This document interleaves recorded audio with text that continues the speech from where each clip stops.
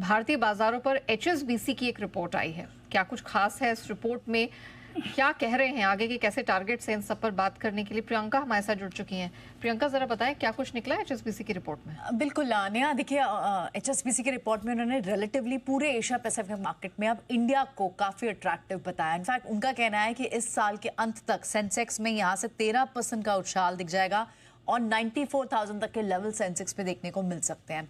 Yes, उन्होंने ये mention किया कि कहीं ना कहीं इंडिया पूरे एशिया रीजन में अपनी अंडर परफॉर्मेंस के बाद, रीसेंट करेक्शन के बाद अब काफ़ी अट्रैक्टिव हो गया है।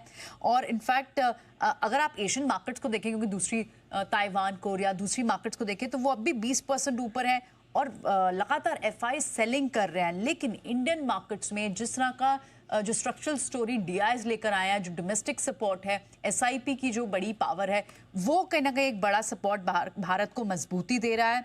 भारतीय मार्केट पहले अंडर परफॉर्म कर चुका था, लेकिन अब यहाँ से वैल्यूएशन काफ़ी अट्रैक्टिव उन्हें दिखाई दे रहे हैं और इसके रीजंस भी उन्होंने साइट किया। उन्हें लगता है कि कहीं ना कहीं जो गवर्नमेंट की पॉलिसीज़ हैं, रिफॉर्म्स जो हैं, वो इक्विटी मार्केट को मजबूती, स्ट्रेंथ देंगे, एक पॉजिटिव इन्वायरमेंट बनाने का काम करेंगे। और इसी के चलते भले एफआईज की पोजीशन फिलहाल कम हो, लेकिन अब अपसाइड काफ़ी है एफआईज को अपनी पोजीशन बढ़ाने का, अपना स्टेक बढ़ाने का। और इसीलिए इंडिया पर लॉन्ग टर्म का आउटलुक एचएसबीसी का मजबूत है, स्ट्रॉन्ग है। ग्लोबल इन्वेस्टर्स के लिए फोकस एरिया बना हुआ है और इसलिए उन्होंने रेटिंग भी चेंज करी है। न्यूट्रल की राय थी पहले, अब इसे बदलकर ओवरवेट की रेटिंग कर दी है और 94,000 तक का टारगेट वो सेंसेक्स पे इस साल के अंत तक देखते हैं।